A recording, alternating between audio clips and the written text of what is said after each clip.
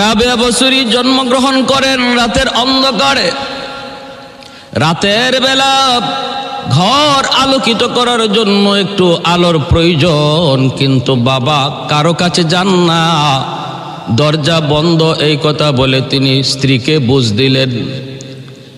ভাইরা কিন্তু ঘুমায় গেলেন বারবার, শুধু একই চিন্তা। ওই ঘুমন্ত করে আল্লাহর নবীর সাথে তার স্বপ্ন যুগে দেখা হয়ে গেল।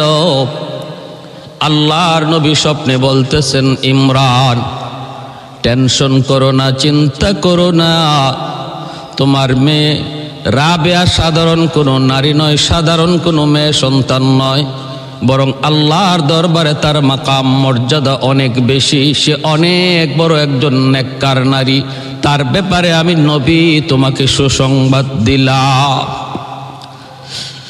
ভাইরা আমার, আল্লাহর নবীর স্বপ্ন যুগে রাবেয়ার ব্যাপারে তার বাবাকে সুসংবাদ দান করলেন। আর বলতেছেন, ইমরান প্রয়োজন তোমার পয়সার, প্রয়োজন তোমার টাকার, প্রয়োজন একটু সাহায্যের, আমি নবী তোমাকে পাঠাইতেছি। বসরার গভর্নরের কাছে যাও, যায় তুমি আমি নবীর পক্ষ থেকে পয়গাম শোনা দাও। বসরার গভর্নর প্রতিদিন সে 400 বার আমি নবীর শানে দরুদ পাঠ করে, আমি নবী তার সেই দরুদ পাই, কিন্তু গতকাল সে আমার শানে কোনো দরুদ পড়ে নাই। কেন পড়ে নাই? কারণটা তার কাছে জানতে চাইবা, কারণ এই দরুদ পড়ার খবর দুনিয়ার কেউ জানে না, বরং সে জানে, আল্লাহ জানে, আর আল্লাহ আমাকে জানায়। তুমি ওই গোপন খবরটা বসরার গভর্নরের কাছে তুমি যায় পেশ করো, আর বলো গতকাল না পড়ার জন্য, গতকাল না পড়ার জন্য, গতকাল না পড়ার খেসারত হিসাবে সে যেন 400 দিনার তোমাকে সাহায্য করে। স্বপ্ন যুগে আল্লাহর নবীর কাছ থেকে এই সংবাদ পাওয়ার পর রাবেয়া বসরির বাবা ইমরান বসরার গভর্নরের কাছে যে হাজির। আল্লাহর নবীর বাতানো সেই কথাগুলি যখন বসরার গভর্নরের কাছে তিনি পেশ করলেন, গভর্নর অবাক হয়ে গেল, কারণ আমার এই খবর দুনিয়ার কেউ জানে না, এমনকি আমি আমার স্ত্রী পুত্র আমার মা বাবা কাউকে জানাই না, কিন্তু জানলো এই লোকটা কেমন করে। বোঝা গেল খবর সত্য, এবং আল্লাহর নবী আমার পড়া এই দুরূদ তিনি প্রতিদিন পান। বসরার গভর্নর এত খুশি হলো, এত খুশি হলো, এত খুশি, সাথে সাথে 400 দিনার ওনাকে সাহায্য করলো, আর 10,000 দিরহাম সে গরিবের মধ্যে বন্টন করলো। শুধু শুধু শুকরিয়াতান, আনন্দে শুকরিয়াতান 10,000 দিরহাম সে গরিবের মাঝে বন্টন করে দিল। আর বলে দিল, ভাই যদি এরপরও তোমার কোনো প্রয়োজন হয়, যে কোনো সময় তুমি আমার কাছে আসবা, আমি তোমাকে একটু সাহায্য করে উপকৃত হব। ভাইরা বন্ধুরা, তিনি তো এমন এক আল্লাহর ওলি ছিলেন যার ওলি হওয়ার ব্যাপারে আল্লাহর নবী স্বপ্ন যুগে তার বাবাকে সুসংবাদ জানাইছেন। জোরে কোন সুবহানাল্লাহ। এ ভাই একটু খেয়াল করে শুনো, রাবেয়া বসরির যখন বাল্যকাল, অভাব অভাব এর ভিতরে বাবা ইন্তেকাল করলেন। ওনার বড় 3টা বোন, তাদেরও বিয়ে শাদী হয়ে গেল। মার ইন্তেকাল হলো, রাবেয়া বসরি বাল্য, কেউ নাই দেখাশোনা করার, কেউ নাই। ওই অবস্থায় বস্রায় দুর্ভিক্ষ চলছে, মানুষের ঘরে ঘরে অভাব, মানুষের ঘরে ঘরে অভাব, রুজি রোজগার নাই, জিনিসপত্রের দাম ঊর্ধ্বগতি, চরম সংকট মুহূর্তে রাবেয়া একা হয়ে গেলেন। দেখশন করার মতো তার কেউ নাই। এই রাবেয়া বসরি তিনি বের হলেন, কোথাও যাবেন, পথে ডাকাতের দল, একদল ডাকু ওনাকে অপহরণ করলো, তারপরে বাজারে বিক্রি করে দিল বাদী বানায়া। একজন ধনাঢ্যশীল ইহুদির কাছে বাদী বানায়া বিক্রি করে দিল। আল্লাহর ওলিয়া রাবেয়া বসরি এখন আর স্বাধীন নন, তিনি একজন গোলাম, তিনি একজন বাদী।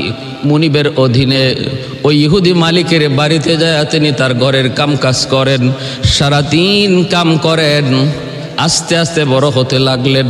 রাবেয়া বসরি ইহুদির বাড়িতে কাম কাজ করেন।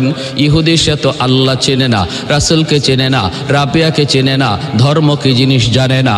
এক পর্যায়ে ইহুদির অত্যাচার রাবেয়ার প্রতি দিন দিন বাড়তে লাগলো, রাবেয়ার প্রতি দিন দিন বাড়তে লাগলো। রাবেয়া তিনি তো সারাদিন দুনিয়ার মালিকের কাম করেন, আর রাতের বেলা আসল মালিকের কুদরতি কদমে সাজদায় পড়ে যান। ভাইরা বন্ধুরা, একদিন কোনো এক কারণে ইহুদি মালিক ওনাকে মারলো। রাবেয়া বসরি প্রচন্ড মার খেলেন মালিকের পক্ষ থেকে। রাতের অন্ধকারে তাহাজ্জুদের টাইম, রাবেয়া তার ঘরের কোনায় বসে বসে আল্লাহর কুদরতি কদমে সেজদায় পড়ে কাঁদতেছেন। এমন কান্না কাঁদতেছেন আর বলতেছেন, ওগো আসমানের মালিক, দুনিয়ার মালিক আমাকে চেনে না বিদায় আমাকে মারছে, তুমি এজন্য আমার মালিকের উপর নারাজ হইও না। আল্লাহ তুমি আমার মালিককে মাফ করো, মাফ করো, মাফ করো। মারলো মালিকে, নির্যাতন করলো মালিকে, বদদোয়া করার কথা, কিন্তু না, বদদোয়া না করে তার দোয়া করতেছেন। এইদিকে তার ওই জিকিরের আওয়াজের কারণে জায়গাটা, তারই ঘরের উপর থেকে আসমান পর্যন্ত নূরের একটা রেখা এই জমিনে চলে আসছে। কারণ আল্লাহ পাক রব্বুল আলামিনের জিকির যেখানে হয়, আল্লাহ পাকের নাম যেখানে উচ্চারণ হয়, ওই জায়গাটা আকাশের ফেরেশতাদের কাছে নক্ষত্রের মতো ঝলমল ঝলমল করে। কারণ ওই জায়গায় আল্লাহর পক্ষ থেকে সকিনা নাজিল হয়, রহমত বেষ্টন করে নেয়, ফেরেশতারা চতুর্দিক দিয়ে সেটাকে ঘিরে ফেলে। রাবেয়া বসরির মালিক রাতের অন্ধকারে কোনো কারণে ঘুম থেকে উঠল। ওইটা সে রাবেয়ার ওই ভাঙ্গা চোরা ঘরের দিকে তাকায় দেখে রাবেয়ার ঘরের ছাদ থেকে আসমান পর্যন্ত নূরের একটা রেখা। মালিক কৌতূহল হয়ে রাবেয়ার ঘরের কাছে যায়, যখন কান লাগায় চোখ দিয়ে দেখে রাবেয়া সেজদায় পড়ে পড়ে অঝরে কাঁদতেছে আর বলতেছে, ওগো মালিক, দুনিয়ার মালিক আমাকে চিনে না, এজন্য আমাকে মারছে, মালিক তুমি তারে পাকড়াও করো না। মালিক অবাক হয়ে গেল। আমার এই নির্যাতনের পর বাদীটা আল্লাহর কাছে আমার জন্য বদদোয়া করার কথা, কিন্তু না, সে তো আমার জন্য আল্লাহর কাছে আরো দোয়া করতেছে। এমনকি শুধু দোয়া নয়, তার ওই ডাকটা সরাসরি আল্লাহ পর্যন্ত পৌঁছতেছে, নূরের রেখা আসমান পর্যন্ত চলে গেছে। মালিক ডাক দিয়ে কই, রাবেয়া, ও রাবেয়া, থামো থামো, আর আল্লাহর আরশটারে কাঁপাও না। আমি এতদিন পর্যন্ত তোমাকে চিনি নাই, এতদিন পর্যন্ত তোমার কোনো পরিচয় আমি পাই নাই, এখন আমি তোমার পরিচয় পেয়ে গেলাম রে রাবেয়া, মাথা উঠাও। আজ থেকে তুমি আর আমার বাদী নও, আজ থেকে তুমি হয়ে গেলে আমার মালিকা, আমি হয়ে গেলাম তোমার গোলাম। এখন থেকে তুমি আজাদ, তুমি আমার এখানে আজাদি হিসাবে থাকবা, আমি তোমার খেদমত করব। সুবহানাল্লাহ। मैं तालिब मौला हूँ मेरे इश्क़ निराला, मैं तालिब मौला हूँ मेरे इश्क़ निराला, है जुमला जहाँ जिनके तजल्ली से उजाला, है जुमला जहाँ जिनके तजल्ली से उजाला। माँ दर्द जहाँ गैर खुदा यार नदर, माँ दर्द जहाँ गैर खुदा यार नदर, जुज़ियात खुदा ही चिदिगुर कार नदारम, जुज़ियात खुदा ही चिदिगुर कार नदारम। मैं सूरत यूसुफ का नहीं चाहने वाला, मैं सूरत यूसुफ का नहीं चाहने वाला, कायस के मानिद नहीं आशिक लैला। ভাইরা আমার, এজন্য একটু খেয়াল করে শুনুন আল্লাহর ওলিরা। আল্লাহর ওলিদের জীবন কত সহজ সরল। অনির্যাতিত হয়েছেন, মার খেয়েছেন, কিন্তু বদদুয়া দেন নাই। যেমন ভাবে আমার নবী তায়েফের ময়দানে নির্যাতিত, আমার নবীর পবিত্র দেহ থেকে রক্ত ঝরে, এরপরও কিন্তু নবী তায়েফবাসীর জন্য বদদুয়া দেন নাই। চতুর্দিকের ফেরেশতারা এসে বলতেছিল, নবী গো একটু অনুমতি দেন। পাহাড়ের ফেরেশতা এসে কয় অনুমতি দেন, জমিনের ফেরেশতা কয় অনুমতি দেন। আল্লাহর নবী তখন বলতেছেন, না, আমি আমার ও কওমের জন্য গজব হইয়া নাজিল হই নাই, আমি আমার উম্মতের জন্য রহমত হইয়া নাজিল হয়েছি। কারণ আমার আল্লাহ বলেছেন, ওয়ামা আরসালনাকা ইল্লা রাহমাতাল লিল আলামিন, আমি হলাম উম্মতের জন্য রহমত। আল্লাহুম্মা হদি কওমি ফাইন্নাহুম লা ইয়ালামুন, আল্লাহ আমার কওম বুঝে না, ওদেরকে তুমি পাকড়াও করো না, আল্লাহ তুমি পাকড়াও করো না। হেদায়েত দাও, আমাকে চেনার সুযোগ দাও, মালিক তোমার পরিচয় তাদের অন্তরে দান করো, দান করো। এই বইলে নবী উম্মতের জন্য, তায়েফবাসীর জন্য আল্লাহর কাছে কাঁদছেন। রাবেয়া বছরী নির্যাতিত হয়েও মালিকের জন্য দোয়া করে। মালিক পরিচয় পেয়ে যায়, ইহুদি মালিক সাথে সাথে কালেমা পড়ে মুসলমান হয়ে যায়। ভাইরা বন্ধুরা, ও এরপর থেকে রাবেয়া বছরীর সুনাম, রাবেয়া বছরীর সুখ্যাতি, আল্লাহওয়ালা বুজুর্গির জিন্দেগি মানুষের কাছে আস্তে আস্তে প্রচার পেতে থাকে। রাবেয়া বলতেছেন, মালিক আজাদি জিন্দেগি লাভ করেছি শুকরিয়া আল্লাহর দরবারে, কিন্তু আমি আপনার কাছে থাকবো না, আমি চলে যাব হাসান বসরীর কাছে। তিনি আল্লাহর বহুত বড় একজন বুজুর্গ, আমি তার কাছ থেকে মারিফত শিক্ষা করব, আল্লাহর পরিচয় নিয়ে নিব। এই বলে রাবেয়া বসরী হাসান বসরীর খেদমতে আসলেন, ওনার কাছে বায়াত হলেন। রাবেয়া বসরীর মুর্শিদ হলেন হযরত হাসান বসরী রহমতুল্লাহি আলাইহি। ভাইরা বন্ধুরা, একে একে মানুষজন ওনার কাছে বিয়ের প্রস্তাব দেয়। বিয়ের বয়স হয়ে গেল রাবেয়া বসরীর, ধনী লোকরা পর্যন্ত বিয়ের প্রস্তাব দেয়, কিন্তু রাবেয়া বসরী বলেন, তোমরা আমার কাছে বিয়ের প্রস্তাব কোন হিসাবে দাও? ভাইরা, একটা কথা তিনি বললেন, যে দুনিয়ার পাগল, সে আল্লাহর ওলিদের দৃষ্টিতে সে হলো একজন খুনসা, আর খুনসার সাথে আমার বিবাহ জায়েজ নয়। আর যদি কেউ আখিরাতের পাগল হয়, সে একজন মহিলা, আল্লাহর ওলিদের দৃষ্টিতে একজন মহিলা, সেও মহিলা, আমিও মহিলা, বিবাহ জায়েজ নয়। আর যদি সে আল্লাহ পাগল হয়, তাহলে একজন পুরুষ, আর আমিও এক দৃষ্টিতে আল্লাহর পাগল, অতএব আমিও পুরুষ, পুরুষে কেমন করে বিয়ে? আল্লাহ পাগল হওয়ার দৃষ্টিতে আমিও একজন পুরুষ, আমিও পুরুষের হুকুমে। ভাইরা বন্ধুরা, তিনি বলেন, ও দুনিয়ার আশিকের দল, তোমরা যারা এশকে পড়ে আমাকে বিয়ে করতে চাও, বলো তো দেখি আমি আমার স্বামীর মহব্বত কোথায় রাখবো? আমার দেহের প্রতিটা পশমের গুড়ায় গুড়ায় আমার মাওলার এশকের আগুন দাও দাও করে জ্বলে। এতটুকু জায়গা আমার দেহে নাই যে জায়গায় আমি আমার স্বামীর মহব্বত ঢুকাইতে পারি। সর্ব অঙ্গে আমার মাওলার মহব্বত, অতএব আমি আর গায়রুল্লাহ কারো মহব্বত ঢুকাইবার কোনো সুযোগ আমার দেখে নাই। এই বলে তিনি প্রত্যাখ্যান করলেন। কেউ বাড়ি বানায় দিতে চায়, কেউ বাড়ি বানায় দিতে চায়, কেউ আলিশান শান অবস্থায় রাখতে চায়। রাবেয়া বসরী বলে, না না, দুনিয়ার প্রাচুর্যতা আমি চাই না, আমি বিল্ডিং চাই না, আমি দুনিয়ার কোনো ক্ষমতা, দুনিয়ার কোনো শান শৌকত চাই না, আমি চাই আমার নবীর মতো। আমার নবী যেই দোয়া করেছেন, আল্লাহুম্মা আহিনি মিসকিনা ওয়া আমিতনি মিসকিনা ওয়াহশুরনি ফি জুমরাতিল মাসাকিন। আল্লাহ, তুমি আমাকে গরিবী হালতে দুনিয়াতে রাখো, গরিবী হালতে আমাকে তুমি মরণ দিও, হাসরের মাঠে তুমি আমাকে গরিবদের সাথে উঠাইও মাওলা। এই দোয়া তিনি করেছেন, আমি আল্লাহর কাছে এই দোয়া করি।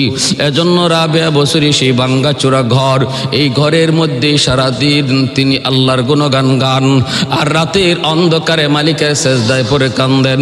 সারাদিন রোজা রাখেন, কোনো রকম পানি দিয়ে ইফতার করেন।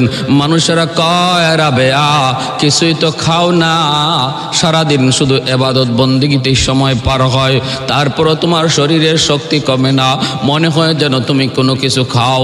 রাবেয়া বলে শোনো, তাহলে শোনো, যারা আল্লাহর পাগল হয়ে যায়, আল্লাহর পাগল হয়, আল্লাহ তাদেরকে জিসমানি খাবারের বদৌলতে রুহানি খাবার দান করে, রুহানি খাবার দান করে, এজন্য তাদের শরীরে কোনো দুর্বলতা আসে না। একদিনের ঘটনা আমি আপনাদেরকে খেয়াল করে বলি, শুনুন, মনোযোগ দিয়ে শুনুন। একদিনের ঘটনা দেখেন আল্লাহর উপরে কি পরিমাণ তাওয়াক্কুল ছিল রাবেয়ার। মেহমান আসলো দুইজন। কয়জন? দুইজন মেহমান আসলো। ঘরে আছে দুটা রুটি। রাবেয়া বসরি ভাবতেছেন এই দুই রুটি দিয়ে মেহমানের মেহমানদারি করা কোনোভাবেই সম্ভব না। এজন্য চিন্তায় পড়ে গেলেন। হঠাৎ দেখেন এক ভিক্ষুক এসে ভিক্ষা চাইল। খেয়াল করে শুনুন, মনোযোগ দিয়ে শুনুন। আমাদের জীবনে এমন ঘটে, আমাদের কাছে থাকার পরেও তো আমরা ভিক্ষুকরে দেই না, আমি খাওয়ার পরেও যা অবশিষ্ট থাকবে সেটাও দিতে মন চায় না। আর রাবেয়া বসরি আসেই শুধু দুইটা রুটি, তার মাঝে আবার দুইজন মেহমান। ওই অবস্থায় ভিক্ষুক ভিক্ষা চাওয়ার পরে ইনি দুটা রুটি ভিক্ষুকরে দিয়া দিলেন। আল্লাহ বলেন ওয়া আম্মাস সাইলা ফালা তানহার, বন্ধু কোনো ভিক্ষুক যদি ভিক্ষা চায় তারে ধমক দিয়ে তাড়ায় দিও না। সূরা দোহা, আল্লাহ পাক পবিত্র কোরআনের সূরা দোহাতে নবীকে বলতেছেন, বন্ধু কেউ যদি কোনো কিছু সওয়াল করে তাহলে তারে ধমক দিও না, পারো যদি তারে দিয়া সাহায্য করো, না পারো সান্ত্বনার বাণী দিয়া তারে ফেরত দাও, রুরু আচরণ করো না, ধমক দিও। ভাইরা আমার, রাবেয়া বসরি এই দুটা রুটি ভিক্ষুকরে দিয়ে দিলেন। এখন মেহমানরা খাবে কি? কি খাবে? কিছুক্ষণ পরে একজন প্রতিবেশী মহিলা, পাশের বাড়ির প্রতিবেশী মহিলা, সে রাবেয়া বসরির ঘরে 18টা রুটি পাঠাইছে খাদেমারে দিয়া, হাদিয়াতন। ওই ঘরের মালিকা সেও জানে না যে রাবেয়ার ঘরে দুটা রুটি ছিল, ভিক্ষুকরে দিয়া দিছে, এটা জানে সে রুটি পাঠায় নাই, পাঠাইছে 18টা রুটি। রাবেয়া বসরি 18টা রুটি দেখে তিনি ফেরত দিয়ে দিলেন। আর ওই মালিকার কর্মচারী ওই বাদীকে তিনি বলে দিলেন, যাও, তোমার মালিক আমার জন্য এই রুটি পাঠায় নেই, হয়তো অন্য কারো জন্য পাঠাইছে, রুটিগুলি তুমি ফেরত নিয়ে যাও, ফেরত নিয়ে যাও। তখন ফেরত নিয়ে গেল, খাদেমা রুটি ফেরত নিয়ে মালিকের কাছে পেশ করলো। তার মালিকা 18টার বদলে 20টা রুটি তারে দিয়ে দিল, যাও 20টা রুটি লয়ে যাও।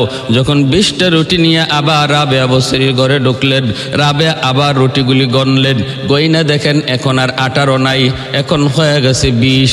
সাথে সাথে রুটিগুলা তিনি গ্রহণ করলেন।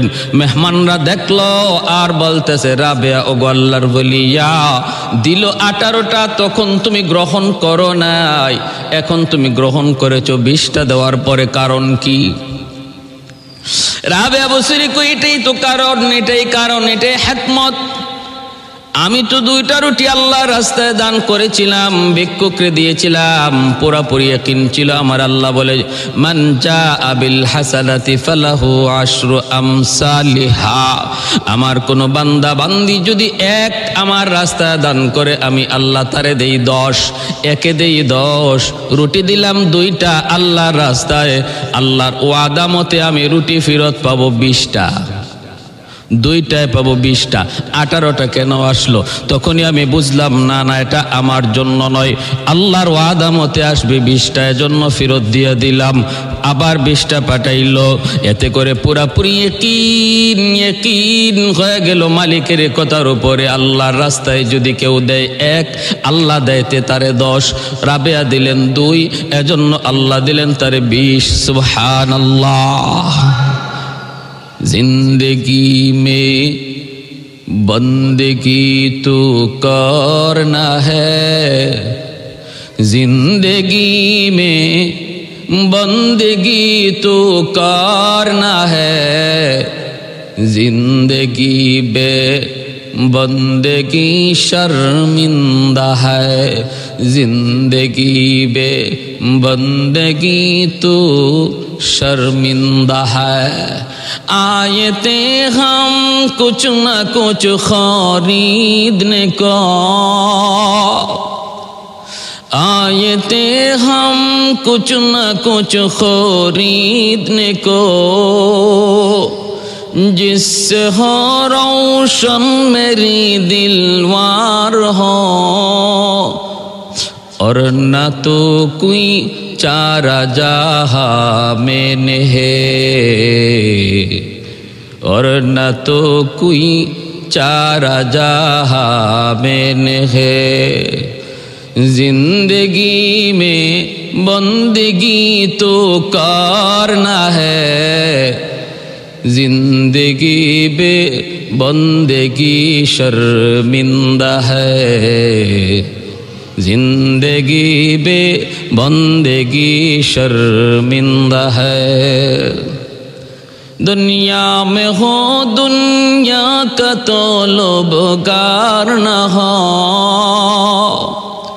बाजार से गुजरे हो खरीदार न हो। दुनिया में हो दुनिया का तो लोभगार न हो, बाजार से गुजरे हो खरीदार न हो। ए दुनिया तो मिसल कागज फूल है, ये दुनिया तो मिसल कागज फूल है। अल्लाहु আকবার। এ ভাইরা আমার একটু মনোযোগ খেয়াল করে শোনো রে যুবক। আল্লাহর নবী রহমতের নবী বলেন, মালিক উহুদ পাহাড় আমার পিছনে পিছনে ঘুরুক, আমি চাই না। আল্লাহ আমি চাই আমি যেন গরিবী হালতে দুনিয়াতে থাকি, গরিবী হালতে যেন মারা যাই, গরিবী হালতে যেন হাসরের মাঠে উঠি, গরিবদের সাথেই যেন উঠি। কারণ কি? কারণ কি? আল্লাহর ওলিদের জীবন ছিল এমন, কারণ একজন গরিব ধনী মানুষের 500 বছর আগে জান্নাত পেয়ে যাবে। নবী বলেন একদিন দুই দিন নয়, ইন্নামাল ফুকারা ইয়াদখুলুনাল জান্নাতা ক্বাবলাল আগনিয়া বি500 সানা আও কামা ক্বালান নবী আলাইহিস সালাম। ভাইরা বন্ধুরা, এই কথা শোনা মাত্রই হযরত ওসমান গনি বলতেছেন, ও গো আল্লাহর নবী, আল্লাহ আমাকে দয়া করে সম্পদ দিয়েছে গো নবী, আমি তো চেষ্টা করে তদবির করে সম্পদ কামাই করি নাই, আল্লাহ আমাকে দয়া করে সম্পদ দিয়েছে। ইয়া রাসূল, আল্লাহ জানতে চাই আমিও কি তাহলে গরিবের 500 বছর পরে জান্নাতে যাব? নবী তখন বলেন, ওসমান তুমি আমার জামাতা হতে পারো রে ওসমান, আমি নবী নিজের থেকে কিছুই বলি না, আমার আল্লাহ যা বলেন আমি তাই বলি। অতএব শুনে রাখো ওসমান, মনোযোগ দিয়ে শোনো, তোমার সাহায্য পায়া পায়া যেই গরিব সাহাবীরা মদিনায় চলল, তারাও তোমার 500 বছর আগে জান্নাতে যাবে, তাদের 500 বছর পরে তোমাকে জান্নাতে যাওয়া লাগবে। যদিও তুমি আশারায়ে মুবাশশারার সদস্য, জান্নাতি সার্টিফিকেট প্রাপ্ত একজন সাহাবী, তবুও গরিবের পরে তোমাকে জান্নাতে যাইতে হবে।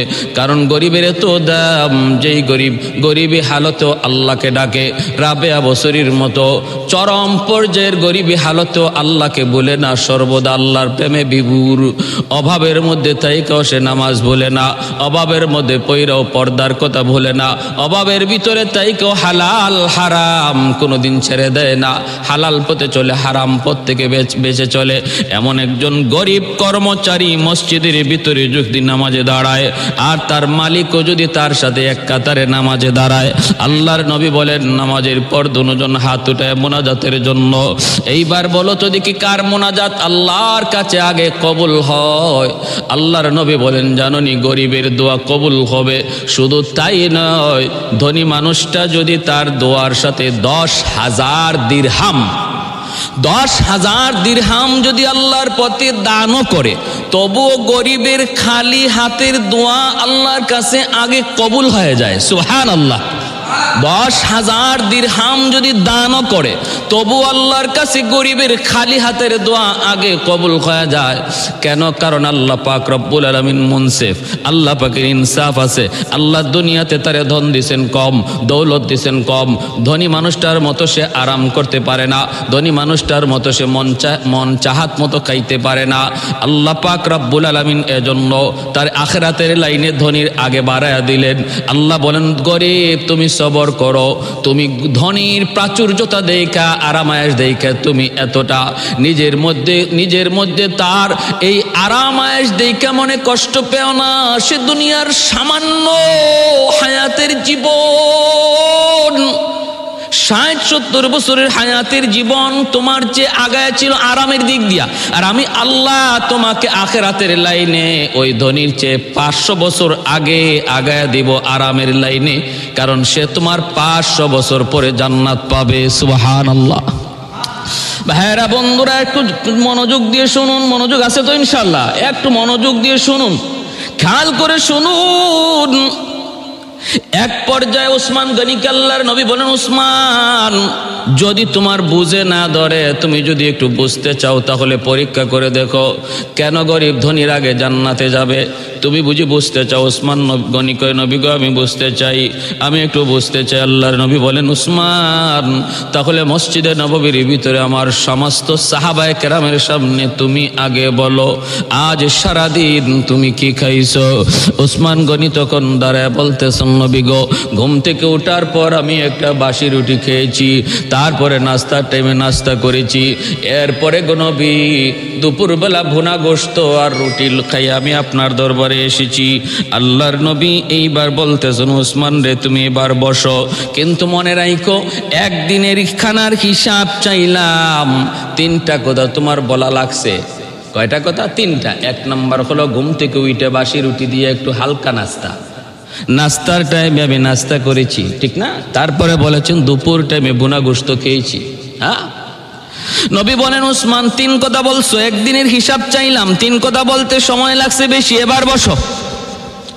আমার গরিব সাহাবীদের ভিতরে আব্দুল্লাহ ইবনে মাসউদ, তুমি কোথায়? একটু দাঁড়াও। মসজিদ নববীর কোনায় গরিব সাহাবী আব্দুল্লাহ ইবনে মাসউদ তিনি দাঁড়ায় গেলেন। আল্লাহ নবী এবার বলতেছেন, আব্দুল্লাহ তুমি একটু বলো তো দেখি আজ সারাদিন তুমি কি খাইছো রে আব্দুল্লাহ?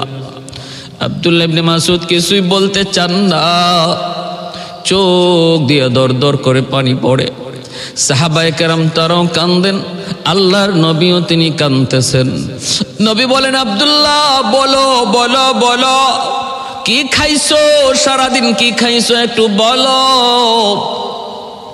আব্দুল্লাহ ইবনে মাসউদ তখন চোখের পানিটা মুছেন আর বলেন, নবী গো খোদার কসম আপনি যদি আমারে না জিগাইতেন আমি কারো কাছে বলতাম না গো নবী। আজ সারাদিন হয়ে যায় একটা খেজুরের দানাও আমার পেটে জুটে নাই, একটা খেজুরের দানাও জুটে নাই। আল্লাহর নবী কানের এত বড় জলিলুল কদর সাহাবী আব্দুল্লাহ ইবনে মাসউদ, সারাদিনের ভিতরে একটা খেজুরের দানাও জুটে নাই, কিছুই খান নাই। নবী এবার বলেন, আব্দুল্লাহ তুমি বসো। সাহাবায়ে কেরামকে লক্ষ্য করে এবার আল্লাহর নবী বলতেছেন, উসমান গনিকেও লক্ষ্য করে নবী বলতেছেন, রে উসমান, ও উসমান এবার হিসাব তুমি মিলাও। হাসরের মাঠে আল্লাহ পাক প্রতিটা মানুষ থেকে তার জীবনের হিসাব নিবে, সম্পদের হিসাব নিবে। আল্লাহ পাক রব্বুল আলামিনের কাছে সম্পদের হিসাব না দিয়া কেউ এক কদম সামনে বাড়তে পারবে না।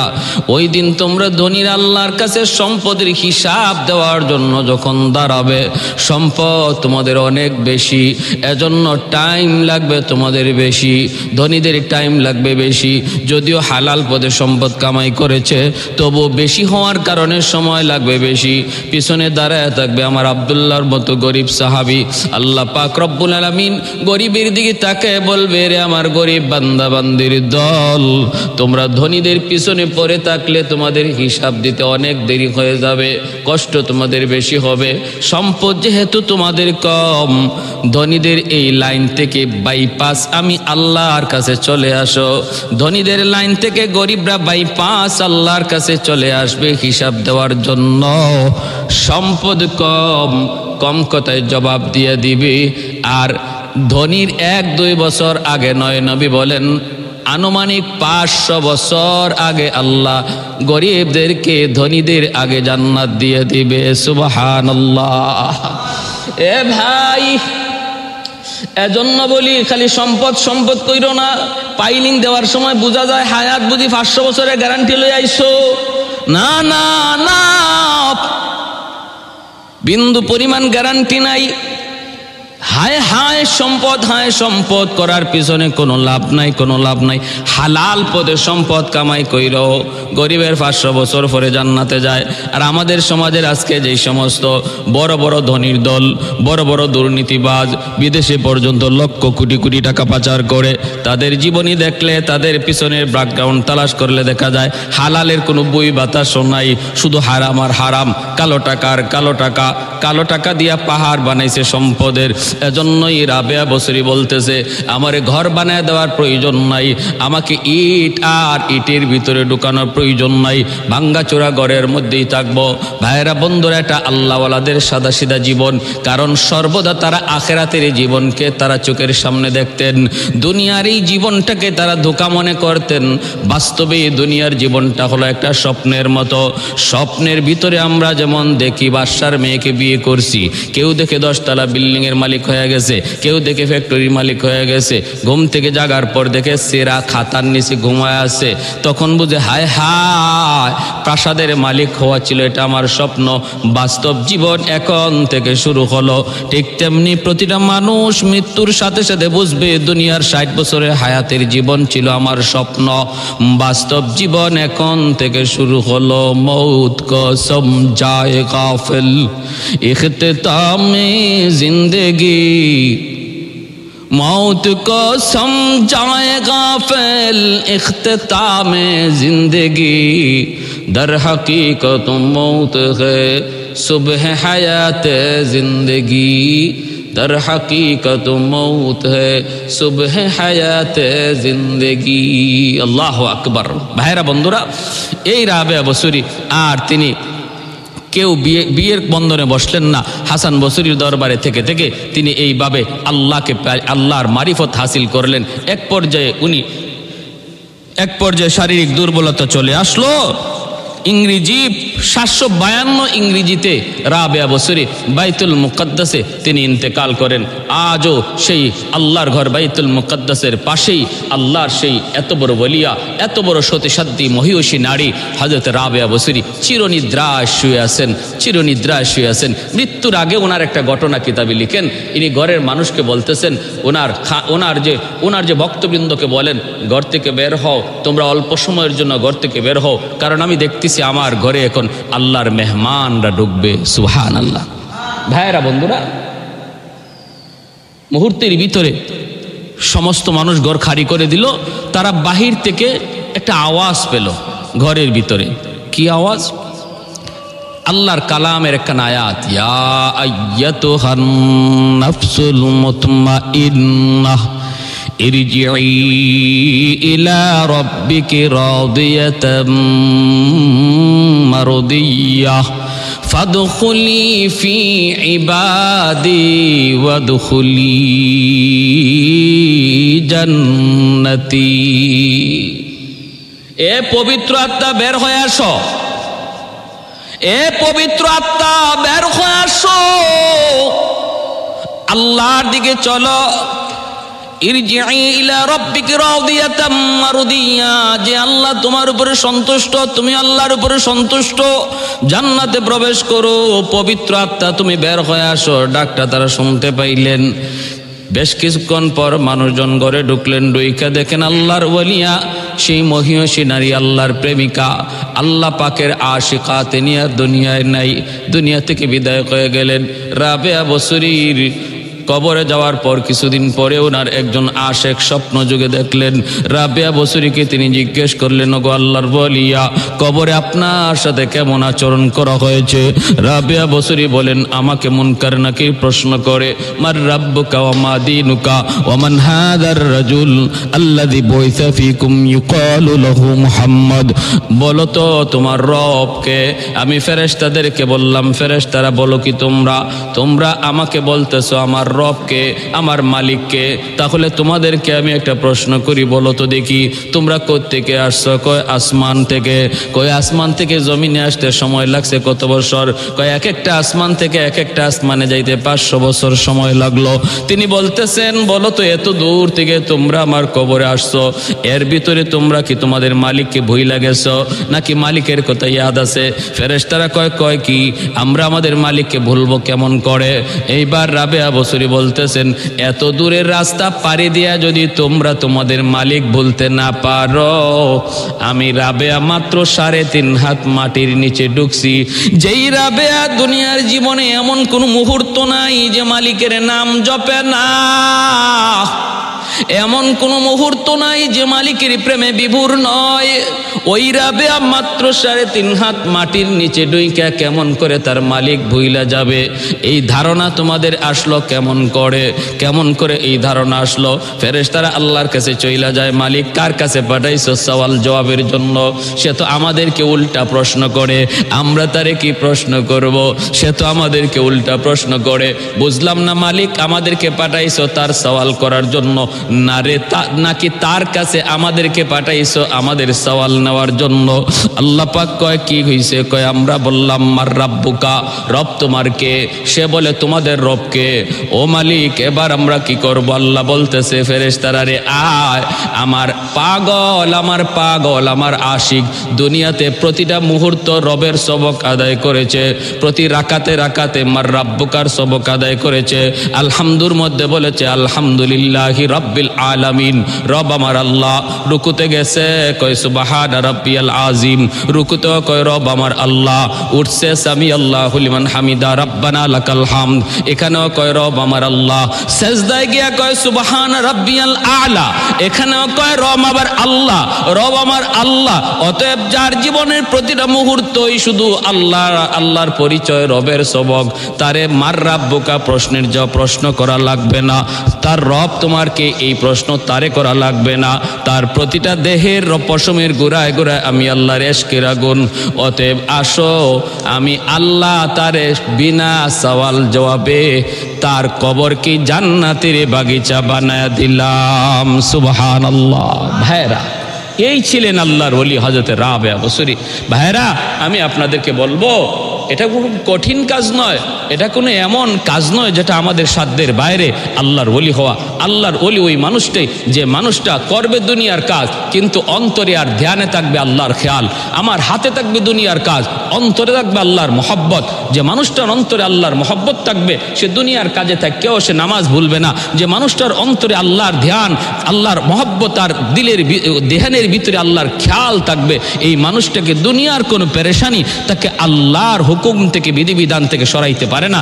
সেই হলো আল্লাহর ওলি, সেই হলো আল্লাহর পেয়ারা। আর ওই মানুষগুলা সম্পর্কে আল্লাহ পবিত্র কোরআনে ওয়াদা দিয়েছেন, আলা ইন্না আউলিয়া আল্লাহি লা খাউফুন আলাইহিম ওয়া লা হুম ইয়াহজানুন। তুমি যদি আমার ওলি বনতে পারো, তাহলে আমি আল্লাহর পক্ষ থেকে সুসংবাদ, কোনো ভয় নেই, কোনো টেনশন নেই।